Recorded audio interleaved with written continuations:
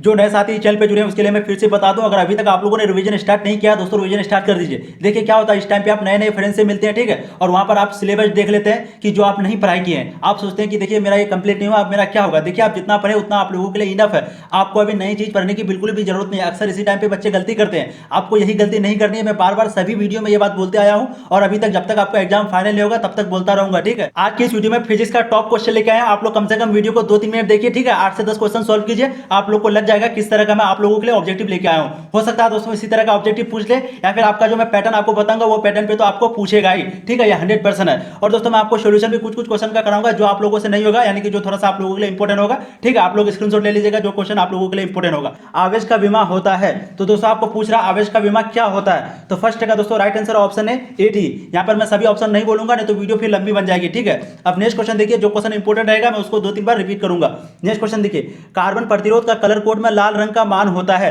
तो कार्बन प्रतिरोध में कलर कोड में लाल रंग का मान होता है, आपको पूछ रहा है तो कितना होता है। तो दोस्तों सेकंड का राइट आंसर होगा आपका ऑप्शन सी 2।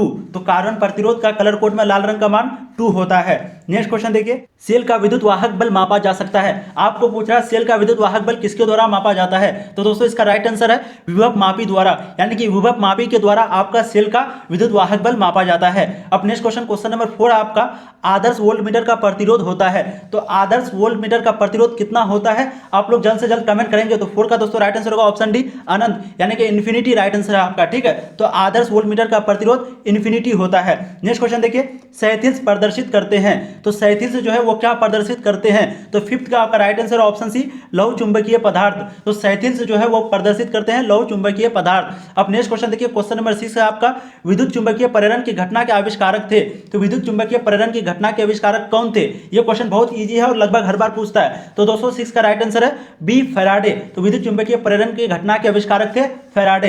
नेक्स्ट क्वेश्चन देखिए, ट्रांसफार्मर एक युक्ति है। तो ट्रांसफार्मर एक युक्ति है क्या करने के लिए। तो दोस्तों आपका राइट आंसर है एसी वोल्टता बढ़ाने या घटाने के लिए। तो आपका राइट आंसर ऑप्शन डी होगा, ट्रांसफार्मर एक युक्ति है एसी वोल्टता बढ़ाने या घटाने के लिए। क्या करने के लिए, एसी वोल्टता बढ़ाने या फिर घटाने के लिए। अब नेक्स्ट क्वेश्चन देखिए, क्वेश्चन नंबर 8 जो कि मैं पिछले वीडियो में भी कराया हूं, कोहरे में फोटोग्राफी के लिए प्रयुक्त फिल्म होती है। आपको पूछ रहा है कोहरे में जो फोटोग्राफी होती है उस समय प्रयुक्त फिल्म क्या होती है, आपको यह पूछ रहा है। तो दोस्तों 8 का आपका राइट आंसर है ऑप्शन बी औरक्त। औरक्त आपका राइट आंसर होगा बी।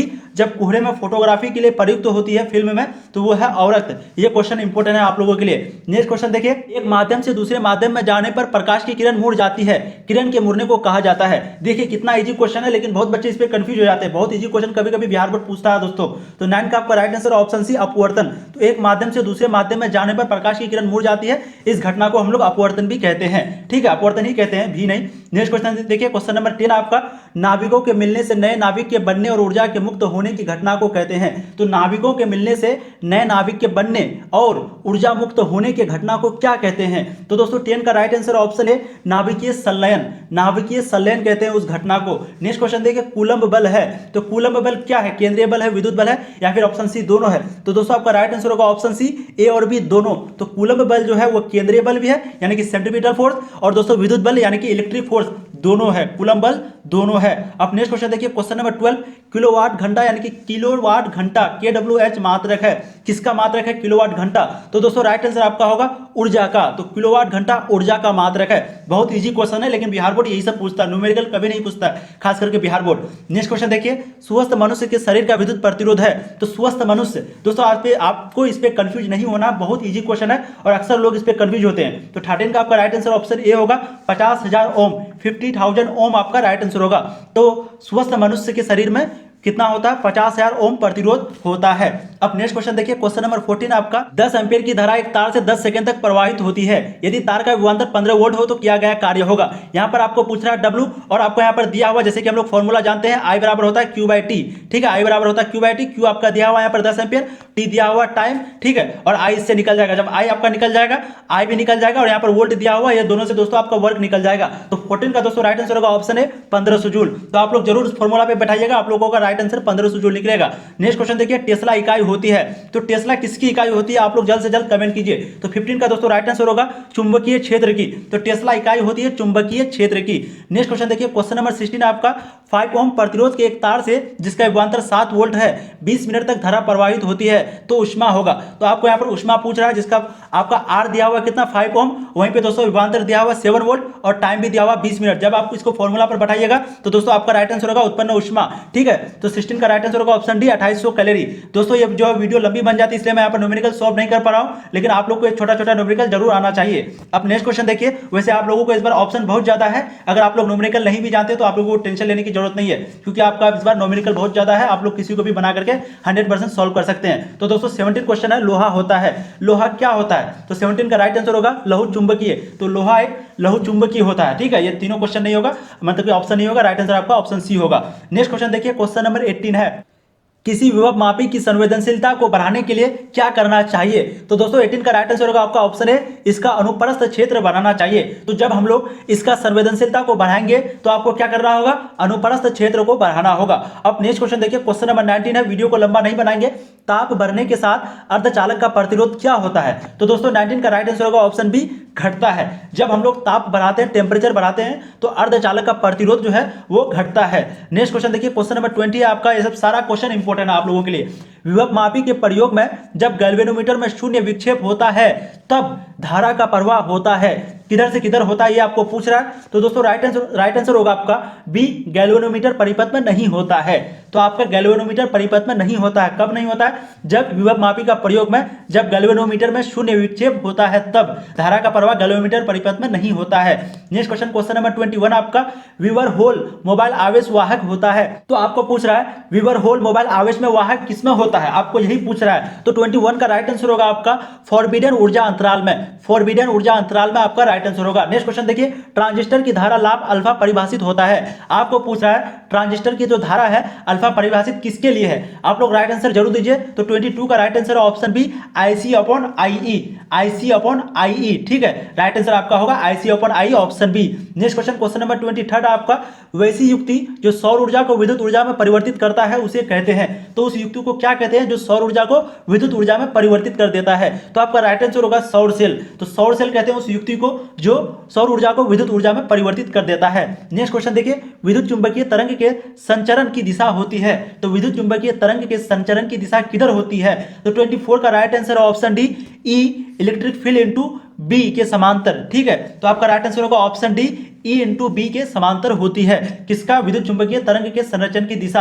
अब नेक्स्ट क्वेश्चन, क्वेश्चन नंबर 25 पे आपका, समतल दर्पण की वक्रता त्रिज्या होती है। तो समतल दर्पण की वक्रता त्रिज्या क्या होती है? अनंत होती है, शून्य होती है, क्या होती है? तो दोस्तों 25 का राइट आंसर होगा आपका ऑप्शन ए, अनंत। तो समतल दर्पण की वक्रता त्रिज्या अनंत होती है, उसका कोई त्रिज्या का सीमा नहीं है, वो इन्फिनिटी होता है। नेक्स्ट क्वेश्चन, क्वेश्चन नंबर 26, तालाब की तली कुछ ऊपर उठी हुई प्रतीत होती है, इसका कारण है?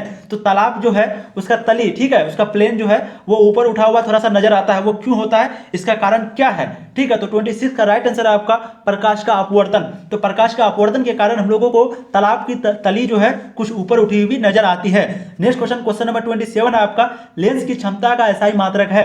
आपको पूछ रहा है लेंस की क्षमता का एसआई मात्रक क्या है? तो 27 का दोस्तों राइट आंसर है ऑप्शन बी, डायोप्टर। तो लेंस की क्षमता का एसआई मात्रक डायोप्टर होता है। नेक्स्ट क्वेश्चन देखिए, एक उपयोगतल लेंस जिसका म्यू दिया हुआ 1.5 के प्रत्येक तल की वक्रता त्रिज्या भी दिया हुआ 20 सेमी है, तो लेंस की क्षमता होगी। तो जब आप फॉर्मूला पे बैठाएंगे तो दोस्तों 28 का राइट आंसर निकलेगा आपका ए 5D। अभी सॉल्यूशन नहीं करूंगा, फिर दोस्तों वीडियो लंबी बन जाती है। नेक्स्ट क्वेश्चन देखिए, एक आवर्धक ग्लास जिसकी क्षमता दिया हुआ 12D की आवर्धक क्षमता है। तो 29 का दोस्तों राइट आंसर आपका होगा ऑप्शन ए 4। तो एक आवर्धक ग्लास जिसका क्षमता 12D है तो उसका आवर्धक क्षमता कितना होगा? 4 होगा। इस बार आप लोगों के पास ऑप्शन ज्यादा है, इसलिए न्यूमेरिकल का आप लोग बिल्कुल भी टेंशन मत लीजिए। नेक्स्ट क्वेश्चन देखिए, विभिन्न दिशाओं में कॉर्निया की वक्रता में असमानता के कारण उत्पन्न दृष्टि दोष को कहते हैं। तो विभिन्न दिशाओं में कॉर्निया की वक्रता में असमानता के कारण उत्पन्न दृष्टि दोष को क्या कहते हैं? उस दृष्टि दोष का नाम क्या है? तो दोस्तों 30 का राइट आंसर ऑप्शन डी, अबिंदुकता। अबिंदुकता उसका राइट आंसर होगा। नेक्स्ट क्वेश्चन देखिए, निकट दृष्टि दोष निवारण के लिए प्रयुक्त किया जाता है। तो हम लोग का जो निकट दृष्टि दोष होता है उसका उपचार के लिए, उसका निवारण के लिए प्रयुक्त लेंस, उस लेंस का क्या नाम है? तो 31 का राइट आंसर है ऑप्शन सी, अवतल लेंस। तो उस लेंस का नाम है अवतल लेंस। निकट दृष्टि दोष का निवारण के लिए अवतल लेंस का प्रयोग करते हैं। नेक्स्ट क्वेश्चन देखिए, क्वेश्चन नंबर 32 आपका, निम्नलिखित में कौन विद्युत चुंबकीय तरंग नहीं है? तो आपको पूछ रहा है निम्न में से कौन विद्युत चुंबकीय तरंग नहीं है? तो दोस्तों 32 का आपका राइट आंसर होगा ऑप्शन सी, ध्वनि तरंग। ध्वनि तरंग जो है वो विद्युत चुंबकीय तरंग नहीं है। नेक्स्ट क्वेश्चन देखिए, जब प्रकाश की एक किरण स्लैब में प्रवेश करती है तो इसका तरंग दैर्ध्य क्या होता है? घटता है, बढ़ता है, अपरिवर्तित होता है, आंकड़े पूर्ण नहीं है।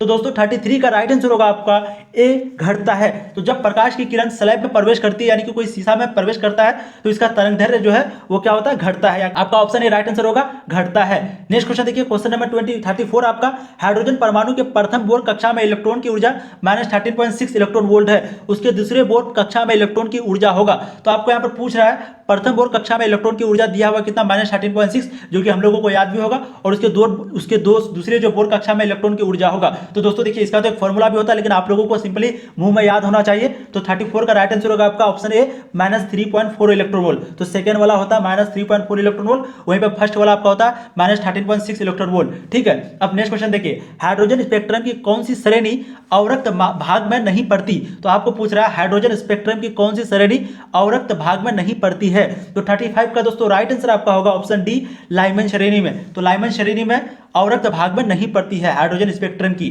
ठीक है, नेक्स्ट क्वेश्चन, क्वेश्चन नंबर 36 आपका दिया हुआ थोरियम दिया हुआ जिसका 90 है। ठीक है, मास नंबर, और मतलब कि मास नंबर 230 है, और वहीं पे दोस्तों एटॉमिक नंबर 90 है कि एक परमाणु में न्यूट्रॉनों की संख्या है। तो जब आप फॉर्मूला बैठाएंगे तो न्यूट्रॉनों की जो संख्या निकलेगा आपका ऑप्शन बी 140, 230 में ये घटा देंगे। तो यहाँ पर दोस्तों फॉर्मूला है आपका एटॉमिक मास में जब एटॉमिक नंबर घटा देते हैं तो न्यूट्रॉनों की संख्या निकल जाती है जो कि है 140। अब नेक्स्ट क्वेश्चन देखिए, क्वेश्चन नंबर 37 आपका, एक रेडियो एक्टिव नमूने की अर्ध आयु 10 घंटे है, इसकी औसत आयु होगी।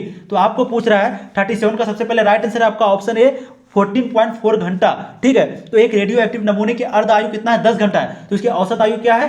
14.4 घंटा। ये क्वेश्चन उतना इंपॉर्टेंट नहीं है, कभी तो पूछा नहीं है दोस्तों। अगर अभी तक आप लोगों ने चैनल को सब्सक्राइब नहीं किया दोस्तों, चैनल को सब्सक्राइब कीजिए, क्योंकि मैं आपको फिजिक्स, केमिस्ट्री, बायोलॉजी के साथ साथ मैथ भी इस चैनल पे कराता हूँ, आप लोग जाकर के देख सकते हैं। ठीक है, और आपका आंसर की भी कराऊंगा जो आपका एग्जाम होगा, और हो सकता है क्वेश्चन आउट हो जाए तो आपको इसी चैनल पे कराऊंगा, इसलिए आप लोग चैनल को सब्सक्राइब जरूर कर लीजिए। अब नेक्स्ट क्वेश्चन देखिए, क्वेश्चन नंबर 38 आपका, एनपीएन ट्रांजिस्टर की क्रिया में उत्सर्जक धारा आई, आधार धारा आईबी तथा समग्राहिक धारा आईसी में संबंध है। तो आपको पूछ रहा है आईसी, आईबी और आईसी में संबंध क्या है? तो दोस्तों 38 का जो राइट आंसर होगा आपका option A, IC is equal to IE minus IB, IC is equal to IB minus IE।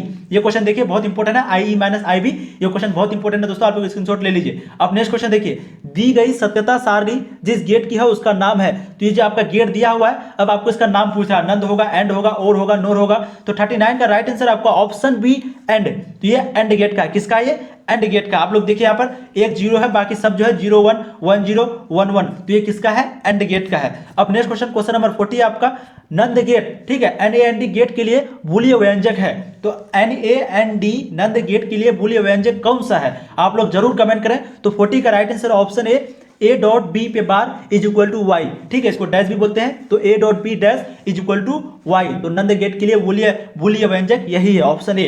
Next question, question number 41 आपका, मॉड्यूलन की विपरीत प्रक्रिया को कहते हैं। तो मॉड्यूलन के विपरीत प्रक्रिया को क्या कहते हैं? तो दोस्तों 41 का राइट आंसर होगा आपका ऑप्शन ए, विमाडुलन। तो मॉड्यूलन के विपरीत क्या कहते हैं? विपरीत हो गया वि, और मॉड्यूलन हो गया मॉड्यूलन, तो विमाडुलन। ठीक है, तो प्रक्रिया को कहते हैं विमाडुलन। नेक्स्ट क्वेश्चन देखिए, क्वेश्चन नंबर 42 है आपका, पृथ्वी के किसी स्थान पर एक टीवी प्रेशर टावर की ऊंचाई 245 मीटर है, जिनकी अधिकतम दूरी तक इस टावर का प्रसारण पहुंचेगा वह है। तो दोस्तों ये ऑब्जेक्टिव टाइप क्वेश्चन है, सबसे पहले आंसर सुन लीजिए, 56 किलोमीटर। ठीक है, कभी भी इस तरह का क्वेश्चन आए तो आपको डायरेक्ट आंसर लगाना, क्योंकि क्वेश्चन बिल्कुल सेम टू सेम रहता है। सबसे पहले तो ये क्वेश्चन कभी पूछा नहीं, लेकिन अगर कभी पूछ दे तो सेम टू सेम यही क्वेश्चन आपका रहेगा, इसलिए आप लोग ऑब्जेक्टिव याद रखिए, कितना है? 56 किलोमीटर। 56 किलोमीटर 245 मीटर ऊंचाई होना चाहिए। तो दोस्तों उम्मीद करता हूं आप लोगों को ये सारे ऑब्जेक्टिव इंपॉर्टेंट लगे होंगे। मैं आप लोगों के लिए इंपॉर्टेंट से इंपॉर्टेंट ऑब्जेक्टिव लेके आता हूं इस चैनल पे, ठीक है, इसलिए आप लोग चैनल को सब्सक्राइब कर लीजिए, और दोस्तों वीडियो को शेयर जरूर कीजिए, क्योंकि आप लोग जानते हैं काफी कम बच्चे इस समय पढ़ पाए हैं, खासकर लॉकडाउन के कारण। इसलिए दोस्तों वीडियो को शेयर कर दीजिए, 2-3 दिन बचे हुए जो अच्छा से थोड़ा सा तैयारी हो जाए। फिर मिलते हैं दोस्तों नया वीडियो में, तब तक के लिए जय हिंद, जय भारत।